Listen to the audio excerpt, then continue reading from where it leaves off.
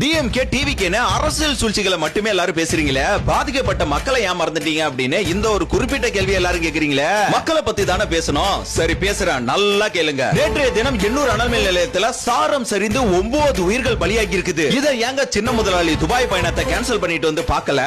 Oscar நாயகன் Anbil Mahesh perform பண்ண ஏங்க இங்க வரல? சினிமா பிரபலங்கள் ஏன் இரங்கலை தெரிவிக்கல? பரபரப்பு சூழல் ஏன் ஏற்படல? முதலமைச்சர் உடனே இல்ல, இப்ப வரைக்கும் போய் அவங்கள பார்க்கவே இல்ல. நியூஸ டிபேட் பண்ண 10 லட்சம் தரேன்னு அறிக்கையை விடுறாரு. அப்ப இந்த 9 உயிருக்கு மதிப்பு இல்லையாங்க? இவங்களும் மனுஷங்க தானே. சினிமா பிரபலங்களே விஜய் மீது வன்மத்தை காட்டிக் கொண்டிருக்கும் காட்டு மிராண்டிங்களே, இப்ப எங்க போனீங்க நீங்க? இப்ப புரியுதா?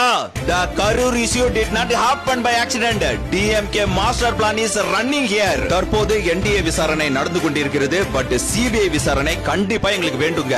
மக்களோட வலியை புரிஞ்சிக்காம நாங்க இல்ல, தளபதி விஜய் அவர்கள் அவங்கள போய் சந்திச்ச பிறகுதான் அரசியல் அடுத்த ஸ்டெப்பே எடுப்பாரு. சோ தர்மத்தின் வாழ்வுதனை சூது கவ்வும், கடைசியில் தர்மமே வெல்லும். தர்மமே வெல்லும் அப்படின்ற வாசகத்தை மறக்காம கமெண்ட்ல சொல்லுங்க. ஆனா ஒண்ணு மட்டும் உறுதிங்க, தர்மம் தாங்க ஜெயிக்கும், நியாயம் தாங்க ஜெயிக்கும். ஆனா கொஞ்சம் லேட்டா ஜெயிக்கும்.